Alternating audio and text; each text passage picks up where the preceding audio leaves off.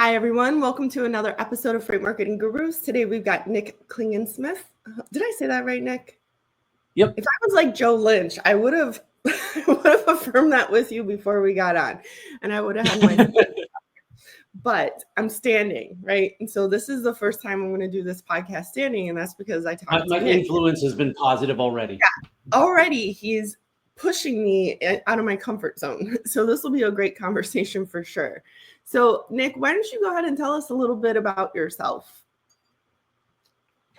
All right. Well, my name is Nick Klingensmith, and I'm a badass motivational speaker. I spent 20 years now in transportation. What's that? I said, you already got me standing. I spent 20 years in transportation and logistics, all on the 3PL side, mostly in sales and leadership, starting up and developing teams. And 18 months ago, actually, wow, no, time flies. We are going on 2 years almost that I left transportation to become a motivational speaker. My story is that I'm a 4-time cancer survivor. I'm a type 1 diabetic. I'm a recovering alcoholic. I have 7 herniated discs from 2 different rollover fatality car accidents. I have sleep apnea, nerve damage. I almost died from meningitis. Terrorists once put a nerve gas bomb threat on my airplane. It's not really relevant, but I like to drop it in anyway. And in the last, I got a little shock factor. And in the last 9 years, 8.5 years, I've completed 117 Spartan races, 6 major marathons, including Boston, Chicago, New York, and Berlin, and maybe 100 other Sufferfest endurance events and so forth. And since then, I've written 2 books, my memoir and a book that's more on sales mindset. And now I share these messages and try to help others stand and move. That's amazing. That's an amazing story. So I have 2 herniated discs, and I wish I had an amazing story like you. But what happened is I was at the local Walmart looking at orange juice, and I sneezed. I hit the floor. I've heard that before. And I'm like, oh, that's how you know you're old. But after hearing you, like, I'm running these races, I'm standing, I'm doing this, I'm all these things after everything that you've experienced, I'm like, I have a very pitiful story. So I'm hoping that, like, selfishly, I'm going to own this call and use it as my therapy session to get my butt out of bed, get my butt standing when I'm having conversations like this. Maybe use the walking pad that's under my desk and has been there for 2 years collecting dust. Go for a walk outside. Maybe even sign up for my own Spartan race. So I'm so looking forward to this conversation. Well, we were talking before the show. We're talking about those things that get us out of bed, get us going, get us positive. And you had mentioned David Goggins, and one of the things that Goggins actually says is he says you need to get to a place in your life where you don't need another race on the calendar. You don't need an event or something that you're preparing for. Well, screw him, because I do. All right. Yeah. That's why I put races on the calendar. I need carrots to keep me going. I like self-improvement. It's me versus me. You don't see me on the podium in these events. And because of that too, I like doing things that make me want to quit. I like doing things that'll test my mind, not just my body, because at the end of the day, like, fitness is the byproduct. It's the result of my activity. And it starts. So I believe it all starts with a big why. And, again, I'm going to go back to Goggins for a second, because he had his why when he started. And now he says that, you don't necessarily need that, but he's also found his purpose. So his why is his daily life, which is the same for me. I don't do these things because they feel good. I do them because screw you, diabetes. I do them because screw you, 7 herniated discs. What do you got on me? I do them like a rebellious teenager, pushing back against the world that this is how I break my... Did you carry this mentality? I was a white collar criminal as a teenager. You were what?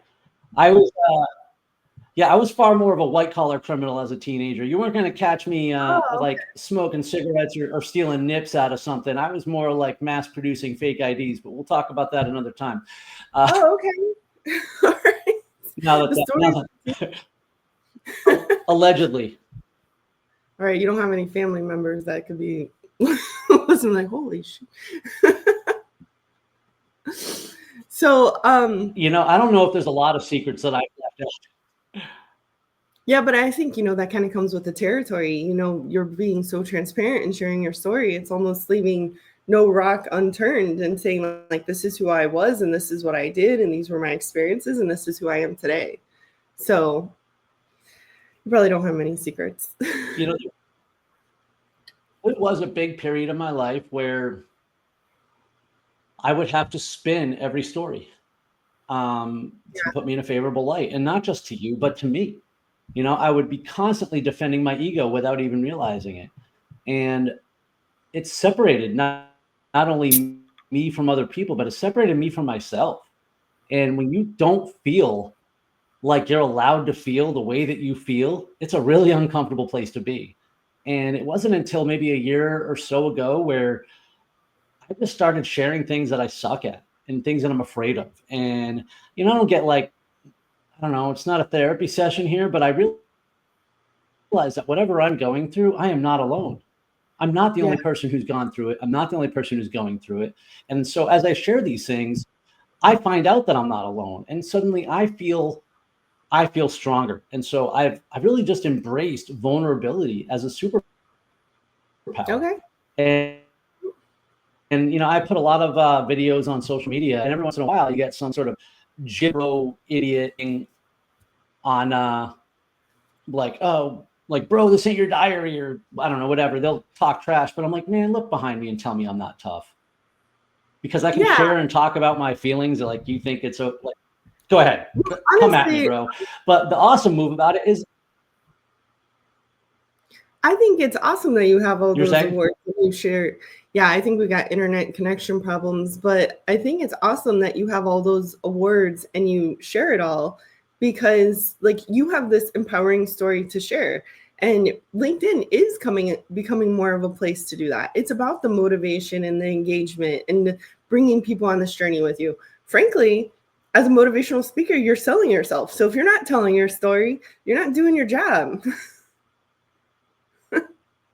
Well, I also found my purpose, and my purpose is to overcome every obstacle and inspire others that they can too. And you can't do that second part without sharing it, and without sharing the struggle and what you did. And, if, again, just relating back to Goggins for a second, if somebody looks at him and sees him now, like this wicked in shape, ultra marathoner, even though he's aging, he's still one of the most badass men on the planet.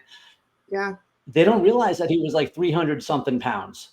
They don't realize what he had to go through to get there, and a child of abuse, and like, just, he literally had a hell of a life. And so I don't ever want someone to look at me and think that I do something they can't. I want to be the guy that gets you off the couch. I want somebody to look at me and say, I can do that. Shit, if that guy can do it, I can do it. I might as well get up and go for a walk, go for a run, take some control over my life. I don't feel that way. I'm gonna need some motivation, because I'm like, Nick is amazing. Look at all those awards. He's like, what time do you wake up, Nick? Most days 5. Yeah, that's most days 5. That's horrible. Like, I'm trying to figure out. Like, this is the difference, okay? This is the difference. Don't think I like it. Yeah, I guarantee you. So what is your routine? Waking up on. Well, the alarm goes off and I hate life. I want to start by saying that there is nobody in the world who hates waking up more than I do. I have sleep apnea. I have a CPAP machine. I've been sleeping with it for 20 years. I've got leak issues. So I don't know if you don't have sleep apnea, there's no way I can describe this to you, but I'm losing 20 to 30% of the oxygen in my heart and brain every single night. There's not a single day I wake up that I don't contemplate killing myself. It's awful. So what do I do then? I get up, because my why is bigger than my why nots. And here's the thing. I'm going to feel that way at 9 o'clock in the morning, at 5 o'clock in the morning. It doesn't matter. So I might as well just get up. This is the life I have been given, period. I get to choose how to live it. And nobody ever promised you it was supposed to be easy.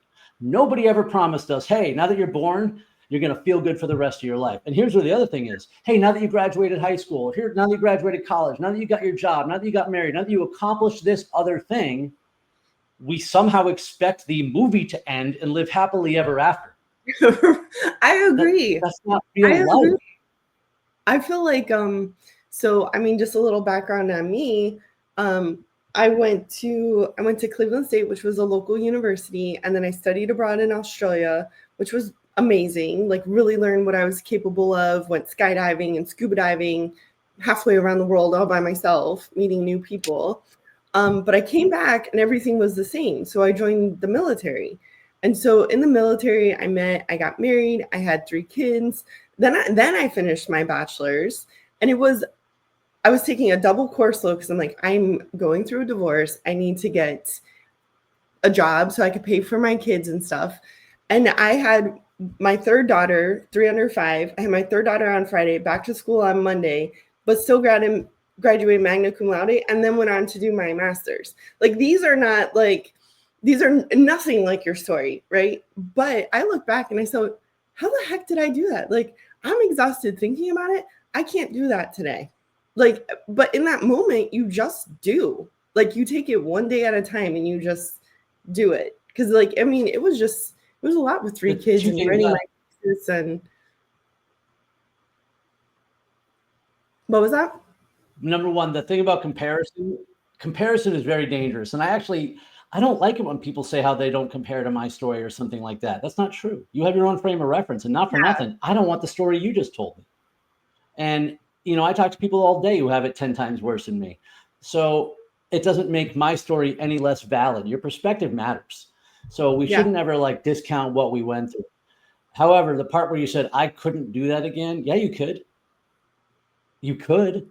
You had a tremendous why. You explained it. You had the 3 kids you had to care for. You were going through divorce. You had your own life. Like you had tremendous reason that all those other things didn't matter. So yeah, if you need to sacrifice the next 3 years of your life without sleeping, without enjoyment, without doing something, if the why is big enough, you can stand in your own head. You can endure anything as long as you actually care about it that much. You also said something so critical, the one day at a time, the one moment at a time.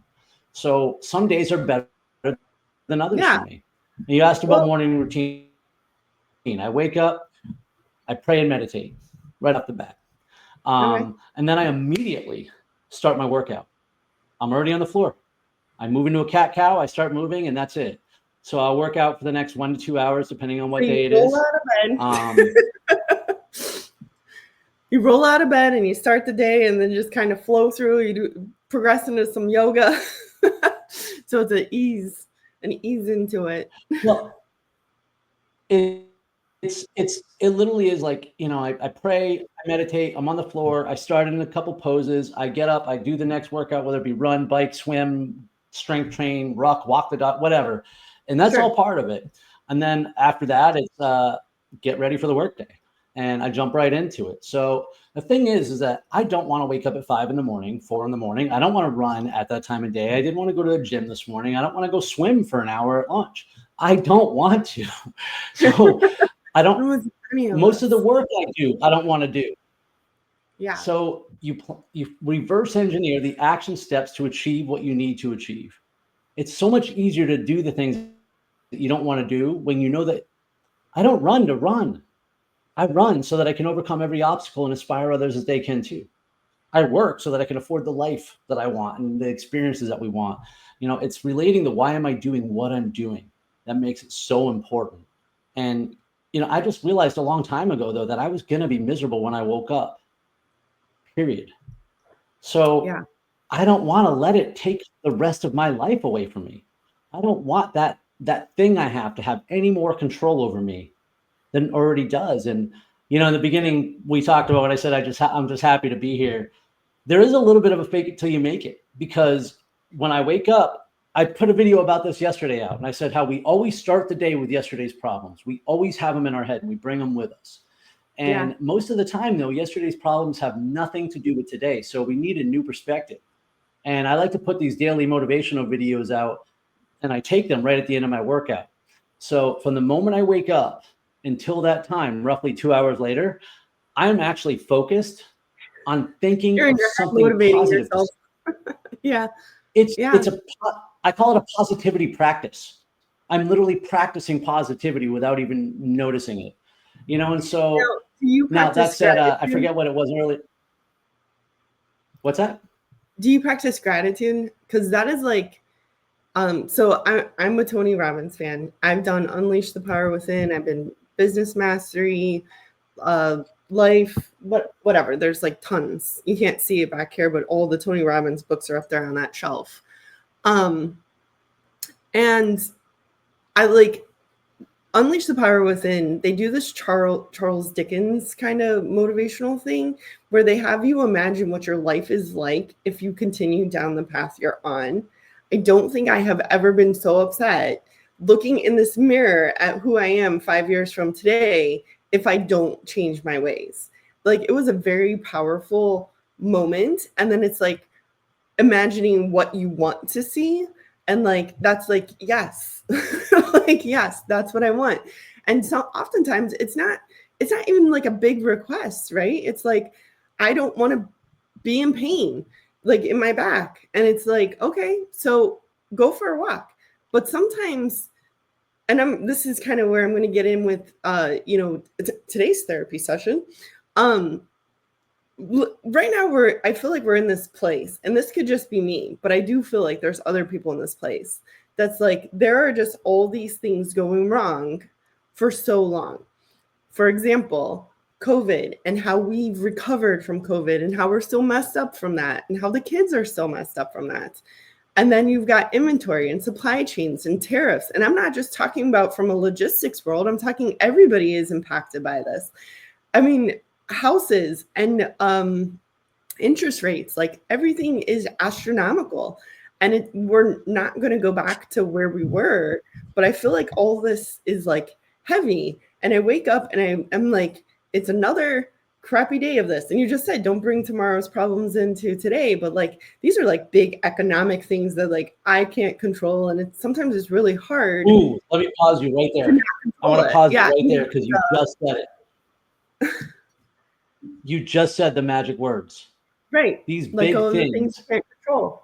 That I can't control, because honestly, yes, everything you just talked about is tangible and impacts our daily lives, okay? But you didn't talk about the impact of your life. You didn't talk about the cost of milk. You talked about a big economic issue that you don't have any control over whatsoever. And not for nothing, right. You actually don't know how much it impacts your life or not. So let it go. It's none of your business. What's the cost of milk? What's the cost of gas? How does it impact your daily life? And that's honestly, that's the bubble we have to live in sometimes, because otherwise what we end up doing is we think about the issue. Sure. And then we think about people's opinions about the issue. And then we get mad at the people who want to agree with us, even if we aren't talking about it, right? And then we start stressing about, how is this going to impact my something 2 years from now? How is this going to do this? And how is it going to do that? Oh my God, what about this? What's going to happen tomorrow? I don't know, but I will tell you that a lot of people are going to die today. A lot of people didn't wake up today. Yeah. And none of the stuff we just talked about is going to impact their lives whatsoever. So here's part of it is you have to disconnect yourself from the noise. The conversation is irrelevant. Now, if you want to care about facts and how does that affect your wallet and your livelihood and your business and people that you do business with, because those are real things, right? Yeah. But at the same time, we have to be able to disconnect that, like, okay, it's an impact. But you know what? This is something Joe and I talked about last week. So is the weather. It's just the weather. And when we focus on all that we can't control, here's the biggest danger, okay? We stop focusing on that which we can. And we blame the things that we can control, such as getting out of bed, on things that we can't control, such as the economy or tariffs, or what people say about the economy and tariffs, since 9 out of 10 people don't know what the hell they're talking about anyway. Sure. Sure. It is hard because we live in the echo chamber where negative news, and I mean news just in posts and opinions and actual news, outranks the positive stuff 9 to 1. Yeah. It is, we have to choose the feed. Sorry, go ahead. Oh, no, I was just saying, like, what bleeds leads, and things have been so exasperated by social media. So are you on social media, like Facebook and stuff like that? Yeah. Mm-hmm. Just don't follow those. So let me tell you, I have a different I have a different approach to social media than a lot of people. And I think that's why I am mentally and emotionally and spiritually healthier than a lot of people. Okay. Well, My sure. Facebook feed, I'm going to talk about Facebook because that's the only one that I curate for my personal life at all. Um, there is no politics, none in my feed. Yeah. If my best friend posts about politics all the time, I don't care what side of the aisle they're on, they're no longer in my feed. I don't give a shit if they're my best friend in the world. If my wife starts posting politics all day, I'm going to unfollow her. I'm going to unfriend her because it's my nightclub. I decide who I let in. I don't need to see that nonsense. I can go look for my news, but not for nothing. Something posted on social media is not news. It's somebody's opinion of the news. And their opinion is none of my business. Yeah. I don't want to see it, so I don't see it. If I see constant negativity from somebody on my social media, get rid of them because it's my nightclub. I want entertainment. I want to see dogs. I want to see racing. I want to see positivity. And that's it. I post on Twitter. I don't look at it because I can't control my feed. I don't read anything. So Instagram is all about obstacle course racing, diabetic foods, Ironman training. I'm learning things about Serbia. So I think social media is a tremendous resource if you want to and know how to use it. The problem is we blame a button on our phone for our attitudes. Yeah. We say that, oh my God, I can't, it's a button on your phone. It's a choice that you make. You decide what you want to see, when you want to see it, and how we spend our time.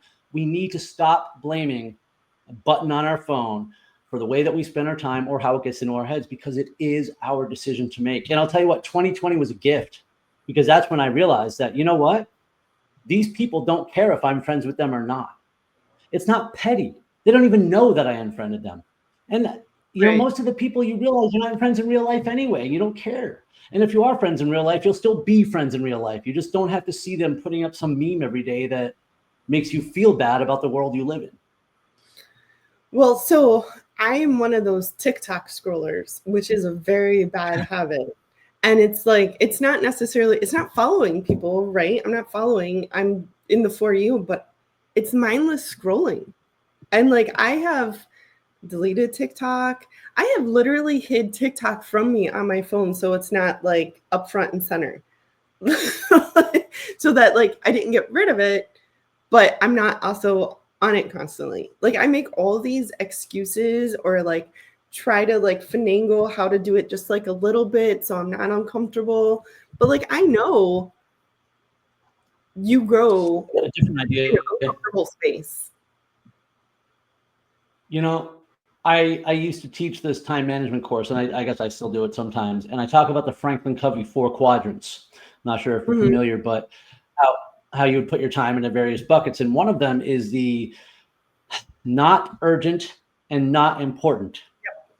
And oftentimes I would ask people in the class, hey, what activities do you put there? And a lot of them would say scrolling social media. Okay. One person said, no, that is not urgent, but that is important to me. And I was like, okay, why? They go, because I relax. It is something that I enjoy doing for a few minutes a day, and I scroll and blah, blah. And there's nothing wrong with that. So if we find that we're allowing it to steal our time and our distractions, right? It doesn't have to be a drug. It doesn't have to be a negative thing that you have to punish yourself from. So if it's important, schedule it. Give yourself the 10, 15 minutes to doom scroll. Put it on your calendar, doom scroll and relax. It's not 10, 15 minutes. It's not 10, 15 minutes. Maybe it's a matter of setting a timer or something, but it is literally done working. Yeah. But then I don't know, is that an appropriate thing that you're setting timers for you to do things? I've not done that, but I don't know. I'm so I got 15 minutes. I've actually done. Now, when I talk about, and this is something I coach people on, is taking action. All right. And so we talk about these big, huge, abstract goals. We break them down into actual objectives, tangible objectives, and then wildly specific and stupidly simple action steps. But sometimes the action step is, I don't know, write a message, write a post, do something creative or something that you could take too long. Okay. Or, I'll set a timer. If something shouldn't take me more than 2 minutes, I'll set a timer for 5. so it doesn't take me 30. And it means like, dude, you have to get this done. And when that timer is done, whatever I've done is good enough. And I have to accept that. I honestly think we're challenged because the red dots are everywhere. That's what I'm calling the distractions. I mean, we're on one of them right now. This is why I say social media is not bad. We're having a good conversation. Right? Yeah. This could benefit someone else. So it's like, I don't think we have to feel so bad about our internet. I don't think it's so bad. By the way, this is like the worst. Bad about I know the delay is killing me. I'm sorry. So sorry. I know. That's okay. We're gonna push through, Nick, because we're resilient and F that internet. That's so yeah, exactly. You mentioned gratitude earlier, and I'll be honest, there's a couple things. Number one, yeah, it's wildly important because gratitude and negative feelings cannot exist in the same moment. You can't express gratitude about something and have negativity at the exact same time. You can be gratitude and immediately jump to negativity, but you can't be grateful and negative and fearful at the exact same time. So it's wildly important. The thing is, and this is why most people make their gratitude list for 2 days and then give up. It's not do it once and life changing. It's also, if you express gratitude or make a gratitude list every day, we do surface level things, whatever. The positivity practice is a practice, and it's one that you have to do over and over again. Do you write it down? Sometimes people will go through a tough time. What's that? Do you write it down? Like, do you write your gratitude list every day? I actually don't make a list. And part of the reason is, here's why. Part of the reason is that I'm constantly doing it throughout the course of the day. Mm-hmm. It's just part of my daily habits to find things to be grateful of. And I'll tell you something, because I am struggling just like you and like everyone else. I am terrified of financial collapse. Mine, not the country. Screw everyone else. I am terrified. I don't like either of them. In my heart. I can feel it in my heart. I can feel it in my chest, like my lungs. I can feel it's all day, every day. The lack of financial security of being on your own is horrible, especially because, to your point, there's a lot of things going on out there. I am trying to sell a service to an industry that's hands are in its own pockets right now, afraid to spend money. So yeah, there's a lot of things like that. So I need to constantly be looking for living in the day and living in the moment. And sometimes I'm going to look at my dogs and I'm just going to thank God for the moment that I get to be there with them. Mm-hmm. I also want to look, I try not to have gratitude for surface level things. And what I mean by that, it's real easy for me to say, dude, just be grateful you have a home right now. Well, that immediately triggers the fear that I could lose it. Yeah. So I don't want to be grateful. Gratitude, you got to look for those unique things. If you say the same thing every day, it doesn't do the job, right? So I tried this once. And it was like, I'm grateful I have a bed. I'm grateful I have my kids. I'm grateful I have my husband. Next day, I'm grateful I have my bed. It's like, and like you said, kind of practicing that in that moment helps you actually recognize it. Like, I'm grateful to be having this conversation. I'm grateful to have 2 legs that I could stand right now. Like, even though it's kind of surface, I have not used I think we do not desk for 2 years. I don't think we understand just how grateful we should be for the fact that we can stand and we can walk and we can live our lives unassisted. When I need to, and again, perspective, right? But still, it doesn't mean that my story isn't legit, but it's my story. I'm right here. There's almost nothing in the world that I can't do today. So I should be extremely grateful. And so I try to be grateful for the people in my life, the conversations that I'm having, the time I am spent with my dogs. Not I have. There's a dangerous I have with gratitude, because then it's more get to. Yeah. It is so funny. It's like, it is how you frame the conversation to yourself too. Many times I have to go to work can be I get to go to work, because I keep seeing these freaking LinkedIn posts pop up and another layoff and petrified that, one day that's me or, somebody close to me, whatever. But like right now I get to go to work. I get to work with my clients. Like, and that is a mindset thing. And if you live in the I have to space, it feels more like a chore and like less of what you want to do. And I'm really passionate about what I do. So I'm glad I get to work on, these different marketing initiatives and have these sorts of conversations and things like that and meet all kinds of people across the industry. So I get to do my job. Something I think that's one thing I can do. Something I think that can help others that might not be quite as fulfilled, and something that helped me in my last couple of years in logistics, was that I knew I wanted to do this. And for a minute, I was wildly unhappy. I was in a dream job, and yet I hated every second of it because I knew I had a new calling. But then I realized something, that what would I do right now if I had all the money or could do whatever I wanted? And I'm like, I don't even know. So why was I unhappy? I have a job, I have stability, I have the ability to learn from other people, establish relationships. Like, I have tremendous amount of the ability to learn from other people right now. My job supported my purpose. And when I realized that, it wasn't that I was working, again, we go back to sort of the beginning of the conversation, we hit these thresholds, like, I succeed in my business, I succeed in my career, then what? And we get stuck and we get anxious and then we get depressed. And somewhere along the line, we were told when we were kids that there was going to be a happily ever after or something like that. But the fact is, life does not stop. I made a joke the other day. We made it here. Why What's is it that? so hard? It's like, we made it here. I got my bachelor's. I got my master's. I'm here. I got my own business, and it's still hard. It's like, and then what? Right. And the mountain keeps climbing, and that tension, that tension a lot of us feel is because we know we're supposed to keep climbing and we're holding on to this plateau. And I'll tell you something, back in, my wife and I have had a hell of a time the last several months with some house stuff. And we were selling our house last fall, and we got crushed by 2 hurricanes in a month. And then right after that, we had pipes burst. We were without running water for 20 days. Oh my gosh. We moved into our a rental after we sold our house, and we had to turn the hot water off because something else was leaking. A week ago, pipes burst outside in the yard, and we had to turn the water off, and they had to come fix it. 2 days ago, same thing. And so we joked, and I'm like, the water will just not stop, like chasing us, right? It's a metaphor for life, because the fact is, it doesn't stop. The only time problems stop is when you're dead. So getting it out of our head that there aren't going to be problems is the first step to happiness. Yeah, you gotta accept. I'm going to take on the day. Life wouldn't be interesting if you didn't have challenges. You don't have to be. I'm back. Go ahead.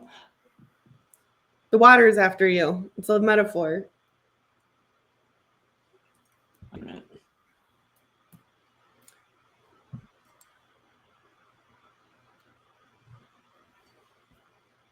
You there? I think you heard me. So I'll keep going. We don't have to be happy to be those.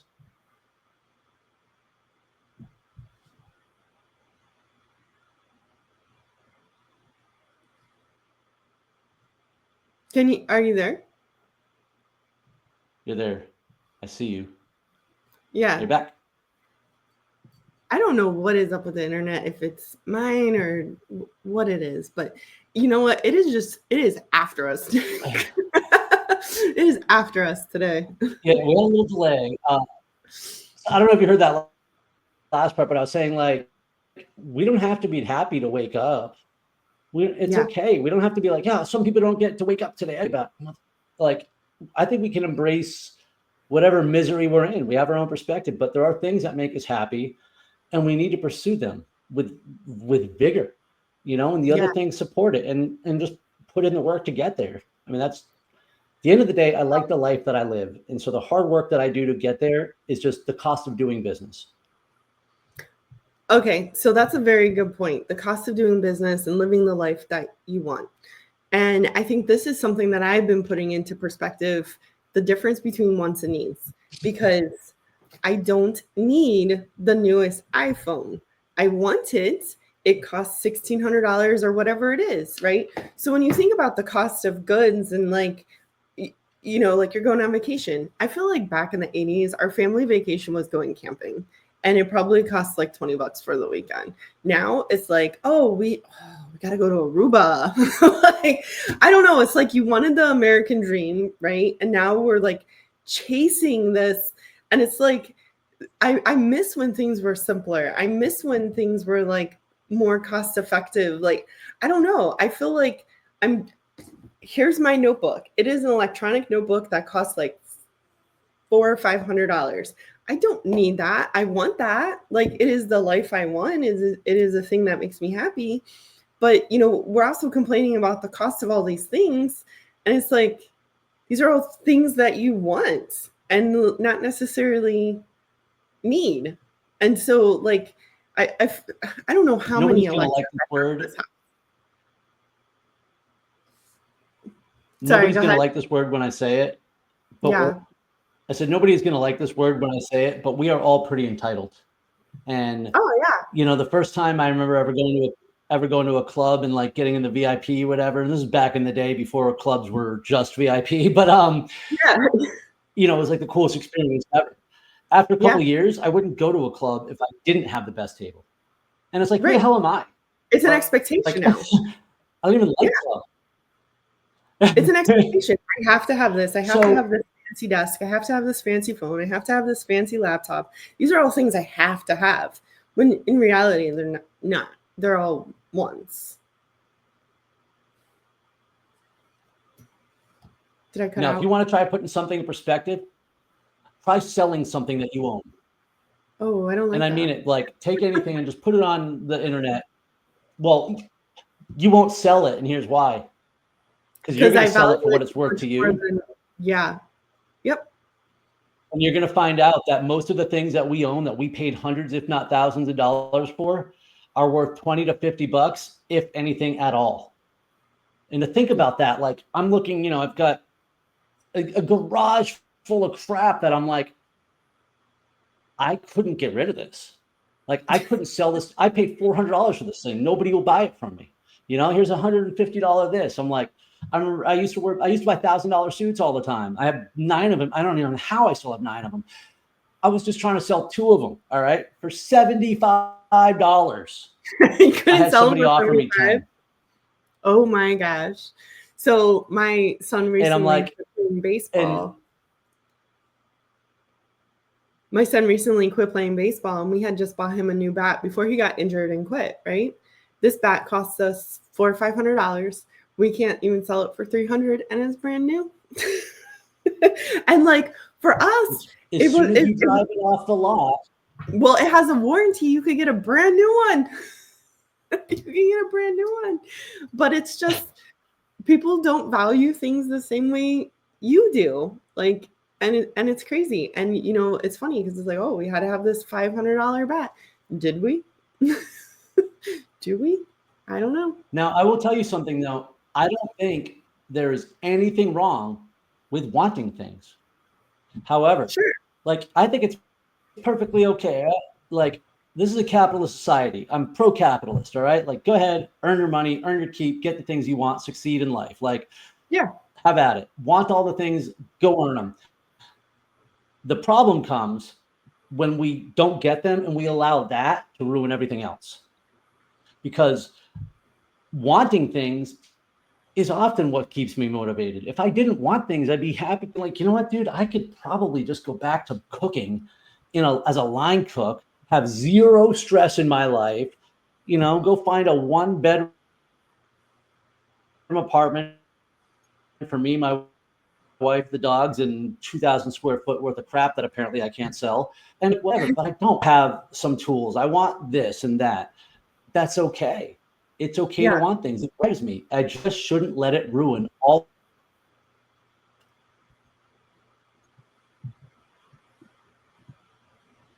I'll tell you what, I'm about to call AT&T. Awesome. I'm mad about my internet. I want better internet. Now I'm mad. I'm like, I was on StreamYard like an hour ago, so I don't know if it's me, but who knows? Because sometimes I'm on with like Pedro and the guys from the lounge, and I literally just have to bail out because I'm the only one who can't get her. Oh, maybe it's a combination. I don't know. I'm just rolling with the punches. We don't even do edits. So this is just gonna go. And I think it's just one of those things where it's like, just roll with the punches. Just roll with the punches. And I'm okay with that. If we can't overcome a timing delay, we shouldn't exist in society. If we can't laugh about it and just move on and have a good conversation, then we're gonna let too much little stuff come between us. I kind of want to pivot and talk about marketing and sales and burnout. So I think, kind of pivoting, let's just talk about burnout, because it's easy to do and it's hard to get out of. So what are your thoughts on like how to deal when you feel like, because I feel like you feel anxious, like it's almost like you anticipate like burnout coming. And then you're there. And then it's, oh shit, I need to go to Aruba. And that costs hundreds or thousands of dollars. And like you're back to like, oh, I'm in this crappy place. I can't afford to go to Aruba. I'm burnt out. It's like, how do I get out of this space? So what are your thoughts on burnout and how do you come back? I don't like to use the word burnout. I think it's a cop-out because burnout is assuming that we're just grinding away so much and we're getting tired and whatever. But oftentimes burnout comes from either losing focus or focusing too much in the wrong space.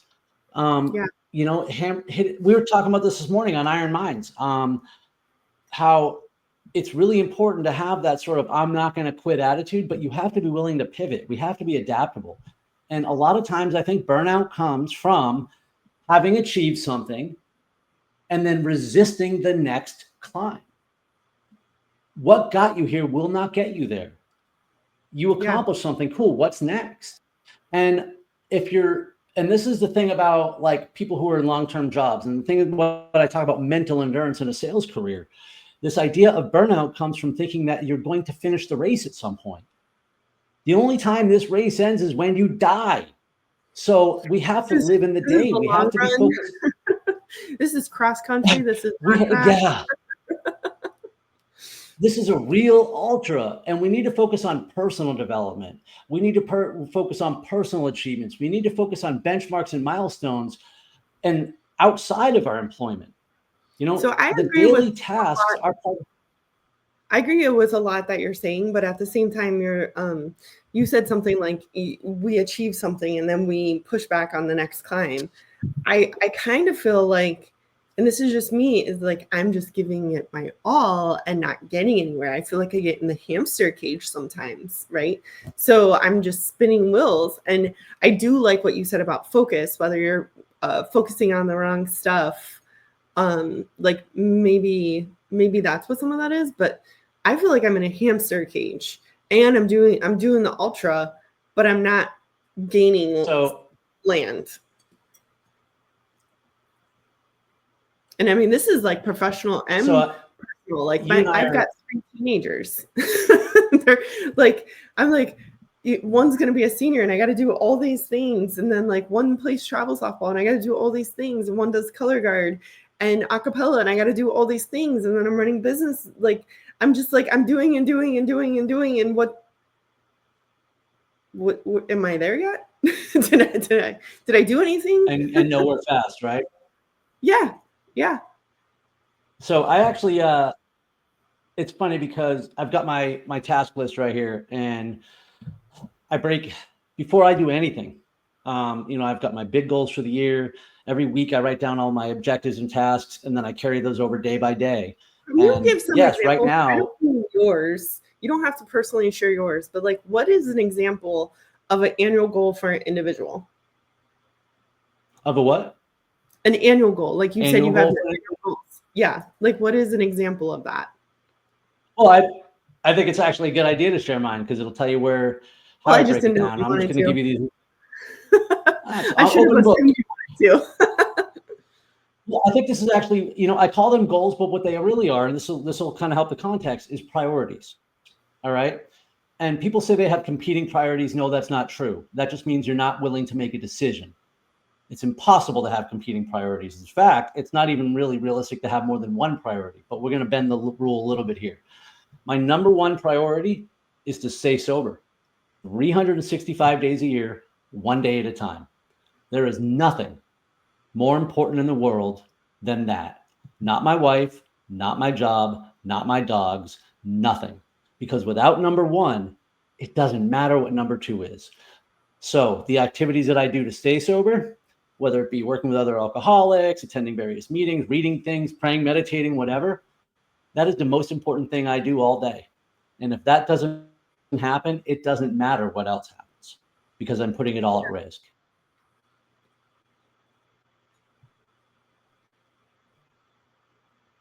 I think we're on number 3. Two goal Dinner or priority, which comes after that. I'm pursuing issues that take months. Oh, we're back. So if I'm pursuing for my second priority, which again is health related, some of these things take months. And so what do I do to live in the day? What actions can I take? And today I'm looking at my list and there are a number of actions. I have to make some calls to find new provider for certain medications and stuff like that. I have to go fight with the insurance company. So I have to schedule them and do these things. I may not get to do everything I want to do today, but without that health, without that medication, without improving my sleep, I'm not going to be able to make money. I'm not going to be able to function. I'm going to die. So that comes. The third thing is a financial one. Because I need money. We need money in the society, right? So then it becomes, all right, what do I do and how do I make money? And this is where the pivoting comes, because much like you, I don't necessarily have a roadmap, right? Things I'll pursue. And the same way that I prioritize my sobriety and I prioritize my health, I will also prioritize the activities professionally. What am I trying to accomplish? What am I trying to achieve? Fourth goal actually is a fitness related goal, has to do with races, the Ironman I'm training for, as well as a finish that I'm pursuing for a Spartan race later this fall. And all I can really do, since I work out every day, is track my metrics on that. But let's say I overslept today. I don't get to just do my workout. Sobriety comes first. My health stuff comes second. Then my financial responsibilities. And so if I still have time left over, I can then make that up, but it is a fourth priority. And then like the fifth one actually is more task related and kind of fits in when it can. But so I can't get to everything every day, right? Neither can you. We have to, what are the most important things? And then how do I get there? And part of that is it forces you to focus on the most important things. If I just rolled out of bed, walked into my office and started working without priorities, I'm going to do what's comfortable and what's easy. I'm not necessarily going to gravitate towards most impactful or productive. And when you limit the amount of time that you get to spend on it because you're focused on your family and your health and things like that, which I think we should be, it forces me to make uncomfortable decisions. I want to do this, but this is how I'm going to make money and survive. And so like, I learned it often.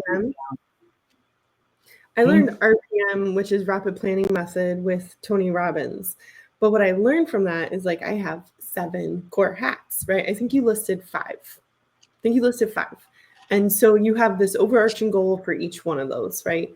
And my problem, because I don't have a priority, or you just used a different word other than priority, but what's more important is competing priorities. And you just said you don't have those, right? You have to have this in order to have this. But I'm like, I have to do this for my family. I have to do this for my job. I have to do this for finance. I have to do this for, I don't even know, sales, whatever. So it's like, I have all these things and then they become competing. But what I love what you said is like, prioritize them and be like, I can't do this unless I'm doing this. And you do. Well, let me ask you an uncomfortable question. Okay. Uncomfortable question. You just said that you have competing priorities and one of them were your kids. Okay. Yep. Which are you going to tell your kids today that they are less important or only as important as the errands that you have to run or the other things that you have to do or the people that you talk to today? No, they're more important. Probably not, right? Right. But so they're not competing priorities. They're not I will tell competing at all. you, It's more I important. take me. Here's here's me, and here's everything else. But like you said, if you don't have your sobriety, you can't do everything else. So you need to put yourself at the top. And that's one of my problems right now is like sometimes I have back pain. I don't want to get out of bed. I'm not motivated. It is me. It is my headspace, and I need to work on me in order to do all these other things.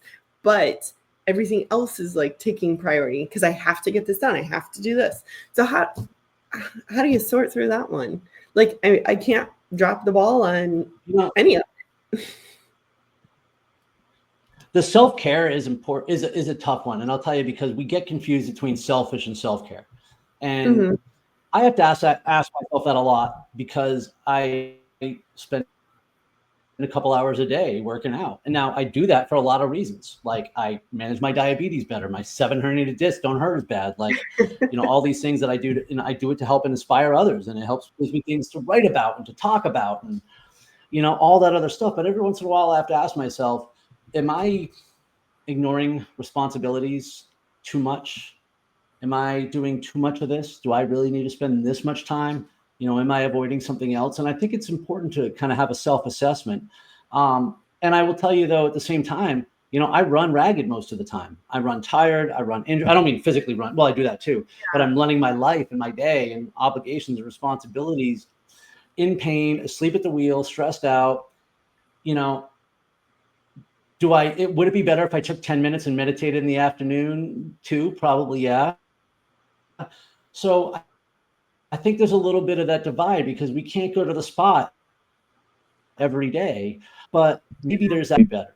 Maybe there's one thing that you do for yourself. And I don't know what that is. Sometimes I like to go sit outside and just journal for 10 minutes because that's how I escape, which helps. I got to understand too, right? The more in alignment we are with our purpose, the more everything else gets better. Because one of the things I thoroughly enjoy is purpose.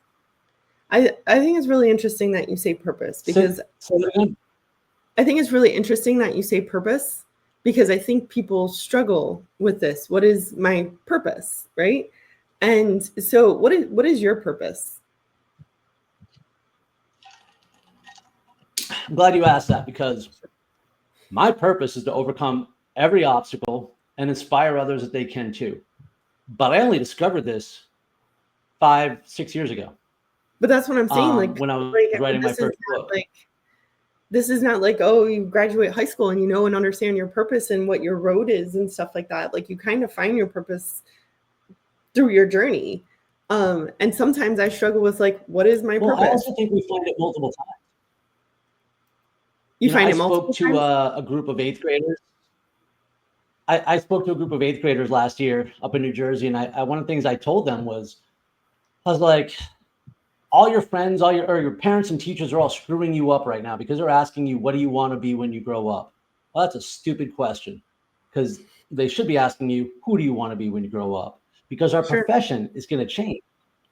I said that and it was on my 45th birthday. And I said, I am just now finally accepting that I will not be the starting second baseman for the Boston Red Sox. Now, so part of the reason we get stuck is because it's not always about some deep life purpose. It's a purpose for this phase right now. What am I doing with this part of my life? Because I don't know what's going to happen 10 years from now. I hope that I will continue to evolve kind of down this path of self-discovery and then using that to help others. But I might wake up 5 years from now and no longer feel connected to this purpose. And that's okay if that's what happens.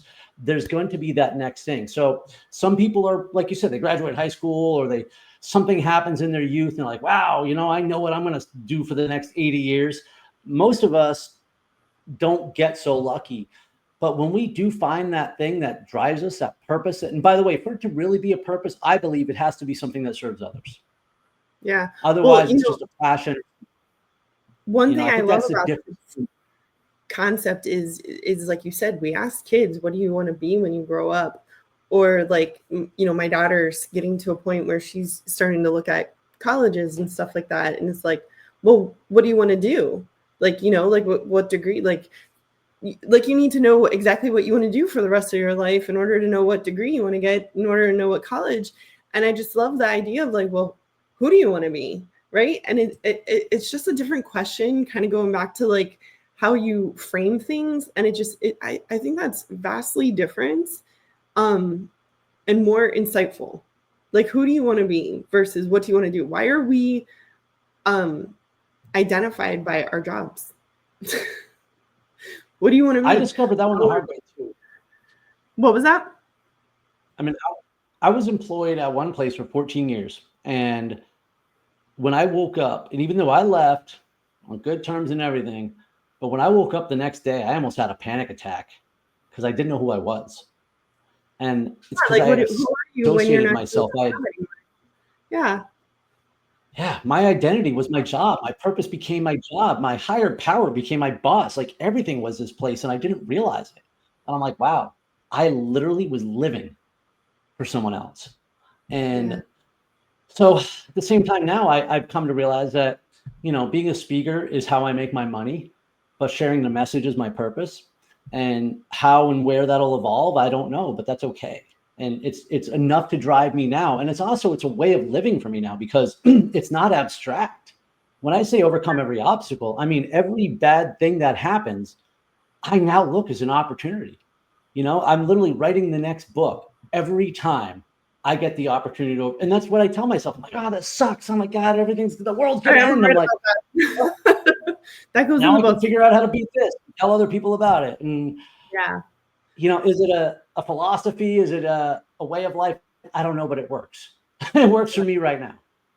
Well, I actually think like, just being cognizant of time and the things you just said, that was just like an amazing ending. Is just like, when something happens, think about how you can overcome that. Think about what your purpose is and who you want to be. And I think that's just like an amazing closing statement. So, we're coming up on time. And I don't know if you have a meeting next, but I want to thank you so much for coming on and sharing. I honestly could probably sit here all day and listen to you. I'm just trying to absorb it all. So thank you so much for coming on. If people want to get in touch with you, maybe have you come in as a motivational speaker, how can they connect with you? I am everywhere on social media at Stride Motivation.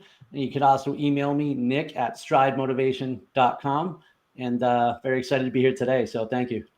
Yeah, we're gonna have to get you back on, just because I think it's such a powerful message and one that we need right now. So thank you for your purpose. Thank you for sharing your message. Thank you for allowing me to share it. All right, we'll talk to you later, Nick. Thank you.